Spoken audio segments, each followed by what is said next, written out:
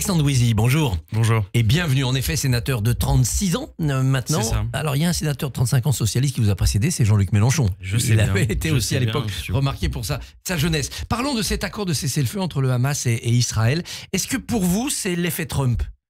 Je ne sais pas si c'est l'effet Trump parce qu'il y a quand même un gros travail de l'administration Biden depuis des mois et des années. Ce que je sais, c'est que c'est un jour d'espoir. C'est un jour important. Les armes se taisent au Proche-Orient dans les prochains jours. Et je pense évidemment à ceux qui vont être libérés, à leurs familles, au bonheur que ça doit être de se retrouver, à ce que veut dire aussi cette reconstruction. Et puis je pense aussi aux Gazaouis qui vont pouvoir voir arriver de l'aide humanitaire alors que maintenant il faut réparer les vivants à Gaza. Donc on a tout ça devant nous et donc c'est un jour important pour le Proche-Orient. Les otages et les Gazaouis. Dans son tweet, Emmanuel Macron a dénoncé les souffrances injustifiables qui pesaient sur les Gazaouis. D'abord, et ce tweet a choqué, vous le comprenez ? Je n'ai pas vu ce tweet, donc je ne peux pas le commenter comme ça. Moi, en tout cas, je vous ai dit à la fois ce que je pense pour les otages, pour leurs familles, et ce que je pense aussi pour les Gazaouis. Maintenant, le processus de reconstruction doit avoir lieu. Moi, je pense que la justice internationale va devoir passer. Ça fera partie du processus de reconstruction. Et qu'ensuite, évidemment, il faut que le mot d'ordre, ce soit reconnaissance et sécurité, reconnaissance mutuelle, reconnaissance d'Israël de son droit à la sécurité, reconnaissance de la Palestine pour qu'il y ait une solution durable et une paix durable. J'entendais Anthony Blinken qui disait le résultat de la guerre, c'est qu'il y a autant de recrues, et c'est un peu désespérant, du Hamas qui ont été créés par la guerre que de personnes du Hamas qui ont été assassinées dans la guerre. Donc, voyez-vous, il y a quand même aujourd'hui tout un travail à faire et on est au début du processus. Quand vous dites que la justice internationale doit passer, à quoi pensez-vous, Netanyahou devant un tribunal international ? Je pense autant à Netanyahou qu'à ceux qui ont commis ces atrocités le 7 octobre et qui doivent être jugés jusqu'au dernier, évidemment. Certains, notamment dans l'extrême droite israélienne, disent c'est un danger pour Israël cet accord, parce que ça va permettre au Hamas de se refaire, de se reconstruire. Est-ce que vous comprenez cette inquiétude ? Mais si vous voulez, des deux côtés, c'est-à-dire que j'ai vu aussi que du côté du Hamas, il y avait des gens qui disaient nous ne pardonnerons rien, nous ne pardonnerons jamais, et que du côté de l'extrême droite israélienne, il y a aussi des gens pour empêcher, ou en tout cas ne pas faire en sorte que la paix ait lieu. Aujourd'hui, il faut un processus politique. Qu'est-ce que peuvent attendre encore d'une guerre ? Qu'est-ce qui va se passer ? Je vous disais il y a un instant qu'Anthony Blinken disait qu'il y a autant de recrues aujourd'hui dans le Hamas du fait de la guerre que de terroristes qui ont été tués pendant la guerre. Donc vous voyez bien qu'il n'y a pas de solution dans ce chemin-là. Le chemin maintenant, c'est la politique et c'est de trouver une solution. Ce cessez-le-feu, il va falloir le faire vivre. Il est en 3 phases, il est fragile. Donc tout le poids que nous pouvons mettre aujourd'hui, il est sur ce cessez-le-feu et sur cette paix qui se dessine au bout du tunnel, possiblement. À plus long terme, la solution, c'est 2 États, toujours, ce que prône la France depuis des années, ou bien il faut inventer autre chose ? Mais on voit bien que lorsqu'on tait pendant des années la question palestinienne, lorsque on met le manteau de Noé sur ce sujet, eh bien en fait les choses émergent. Tant que ce conflit ne sera pas résolu, tant que le peuple palestinien n'aura pas un État, vous aurez épisodiquement, vous aurez les problèmes qui ressurgiront, vous aurez la guerre au Proche-Orient. Est-ce que le Parti socialiste est clair sur sa position vis-à-vis d'Israël, alors que vous êtes embarqué dans ce nouveau Front populaire avec LFI qui a été très complaisant à l'égard du Hamas, c'est le moins qu'on puisse dire, et que vous êtes l'héritier d'une famille au contraire où il y a eu beaucoup d'amis d'Israël. Est-ce qu'il n'y a pas une schizophrénie socialiste ? Est-ce que vous me trouvez pas clair ? Oui, mais le PS, alors, ligne du PS. Le PS était au pouvoir demain. Le PS est très clair. Si le PS était au pouvoir, il ferait ce que je suis en train de vous dire. Voilà, on est très clair. On n'a jamais bégayé sur aucun mot sur ce sujet. On a toujours dit exactement ce qu'était notre position. Alors venons-en maintenant à l'actualité nationale. Cet après-midi, il y aura une motion de censure débattue à l'Assemblée nationale. Est-ce que le Parti socialiste la votera ? Hier, on n'avait pas la réponse. Est-ce que ce matin, vous l'avez ? Là, il y a toujours des discussions qui sont en cours. Je peux vous dire en tout cas que nous avons vraiment travaillé avec sérieux dans ces négociations. Nous avons eu 10 jours de négociations. Nous avons joué le jeu. Nous avons été rencontrer les ministères économiques. Avec de vrais interlocuteurs qui ont joué le jeu aussi. Avec de vrais interlocuteurs. Moi, je dois le dire, les ministères économiques et sociaux, ils ont véritablement joué le jeu. Je dois dire aussi qu'en bout de processus, il y a un petit sujet.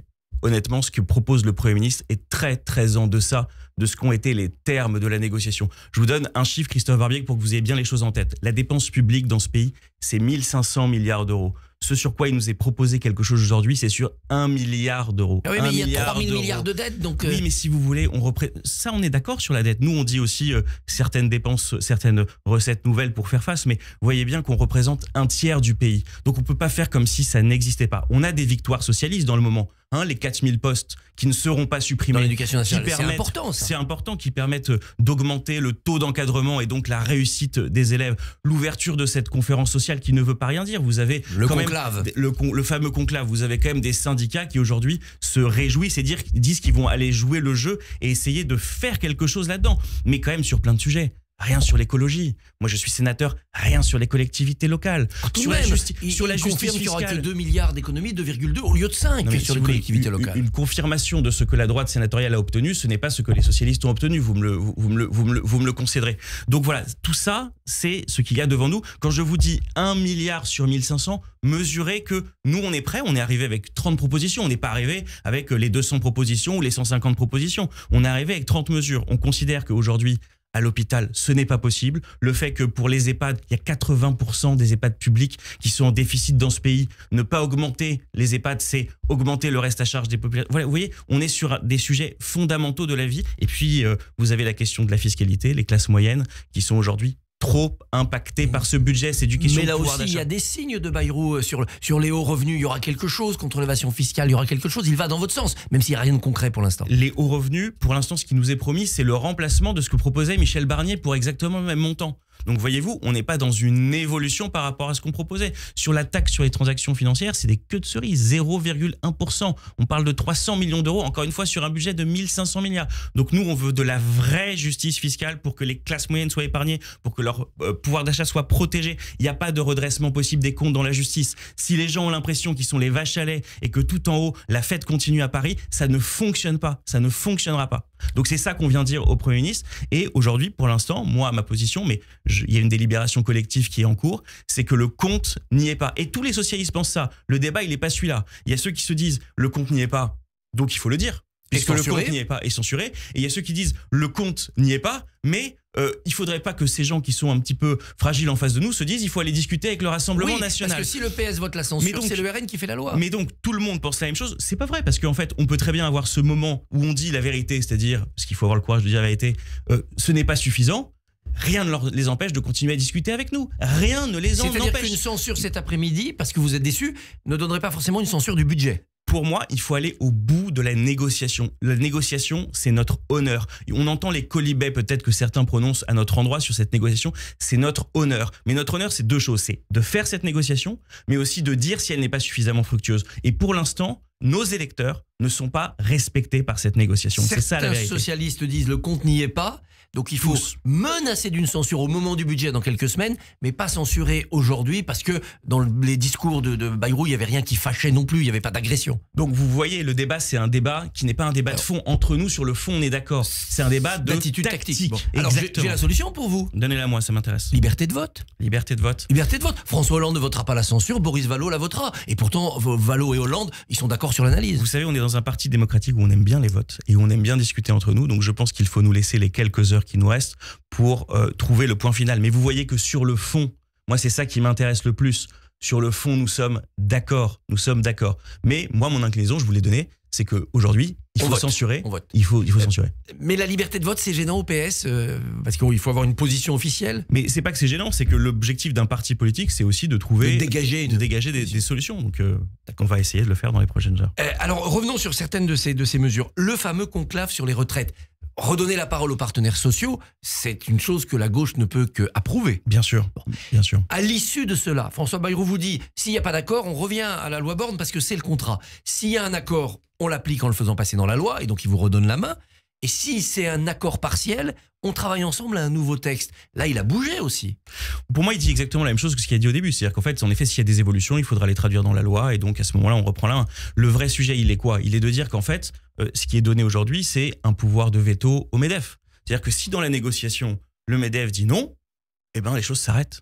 Et donc ça, vous voyez, c'est pas possible. En fait, nous, on a proposé un juste milieu, quelque chose d'honnête. Vous avez déjà 80% des gens dans ce pays qui ne veulent pas de cette réforme. Mais on s'est dit quoi? On s'est dit, bah écoutez, entre l'abrogation que nous demandons et le maintien, il y a un juste milieu qui s'appelle la suspension. Oui, mais temps de la discussion. Le temps de la discussion. On n'est pas en train de vous dire qu'il n'y a pas des questions financières. On n'est pas en train de vous dire qu'il ne faut pas qu'il y ait un équilibre financier. On est en train de vous dire que il faut suspendre la réforme pour donner de la crédibilité à la discussion. Si vous rentrez dans une négociation, Christophe Barbier, que je vous dis déjà au MEDEF, vous savez, à la fin, si vous dites non, il se passera rien. On va les voir, on va les surveiller, les patrons. S'ils font ça, ça se verra. Vous rendez bien compte que vous rentrez pas dans la négociation dans le même état d'esprit. Est-ce que vous êtes d'accord avec ça? Oui, mais si vous dites, c'est pas une négociation qu'il faut avoir. C'est un biais dans la négociation de savoir que si je dis non à la fin, eh bien il ne se passera rien. C'est un biais, et donc c'est un problème. Si vous dites on suspend le temps de la négociation, d'abord ça coûte quelques milliards, et puis de la même manière, les patrons peuvent dire on plantera à la fin, on aura perdu 2 milliards, mais on reviendra à la réforme Borne. Mais ça coûte quelques milliards, c'est aussi le prix de la réparation démocratique. Combien ça a coûté les semaines de manifestations dans ce pays? Vous avez fait la comptabilité de ce que ça a coûté à la France et à la nation, ces semaines de grève qui ont été rendues obligatoires par l'attitude du président de la République à ce moment-là. Donc en effet, la démocratie, le retour à la démocratie, c'est important. Et sur cette réforme, c'est le symbole d'une brutalisation excessive qui a eu lieu pendant des années. Sur le fond des retraites, le PS en 2012 n'avait pas remis en question la réforme de 2009, il l'avait complétée par la réforme Touraine.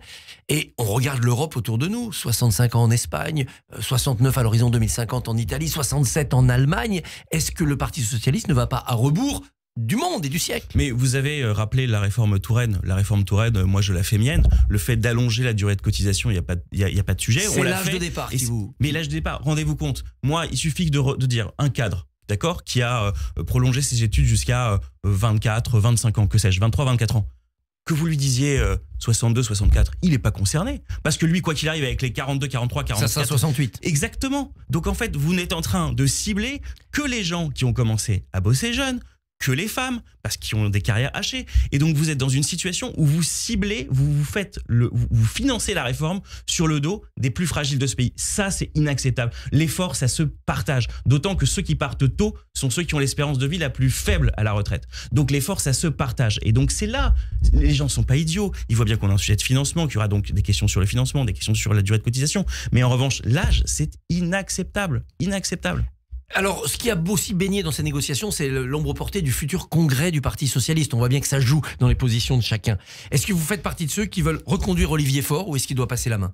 Moi, ce que je dis, c'est que d'abord, il nous faut un congrès dans les prochaines semaines. Pourquoi? En dépit de la difficulté dans laquelle est le pays, il faut d'abord que nous réglions évidemment la situation. Ce que je dis, c'est qu'il faut absolument que le grand cycle 2026, 2027, 2028 soit pensé, soit réfléchi, soit propulsé. Et donc, on a besoin d'un congrès. Et moi, je me déterminerai évidemment en fonction de qui est candidat. Voilà. Vous n'avez pas fait votre choix. Aujourd'hui, je suis dans la réflexion comme un certain nombre de camarades. Ce que je sais en revanche, c'est qu'il faut que ce soit un congrès où les socialistes arrivent à être unis, à travailler ensemble, à préparer l'avenir ensemble. Ça, c'est fondamental. C'est un point essentiel pour moi. Le Rassemblement national rend hommage à Jean-Marie Le Pen cet après-midi au Val-de-Grâce. Dieudonné a dit qu'il viendrait. On voit ressurgir l'ancien FN à travers cette mort. Vous le dites très justement. On voit ressurgir l'ancien FN. Et Marine Le Pen accueille tout le monde. C'est ce qu'on voit. C'est-à-dire qu'en effet, il y a une forme à cette occasion. Moi, je ne parle pas de l'homme privé, c'est pas mon affaire, la famille, je respecte tout ça. Mais il y a une forme de réhabilitation qui se fait au sein du Rassemblement national. Marine Le Pen qui vient de dire qu'elle ne se pardonnerait jamais d'avoir exclu son père. Voilà, donc on est dans cette situation. La dédiabolisation, c'était de la fumée? Bah écoutez, c'est ce qu'on dirait bien. Et puis nous, on n'y a jamais cru, donc c'est encore plus facile. Vous dites bravo à François Rebsamen qui a dit je respecte pas le RN. Bon, puis après il a changé, il a dit c'est les idées, mais bon. Mais je dis qu'il a le courage de dire qu'en effet, il n'a pas parlé des électeurs, il n'a pas dit je respecte pas les Français, il a dit je respecte pas ses idées. Il en a bien le droit, il en a même bien raison. Alexandre Douisy, sénateur PS de l'Oise, merci et bonne journée. Merci à vous. Bonne journée à vous. Merci beaucoup Christophe. Demain, votre invité sera l'éditorialiste politique Mickaël Darmon.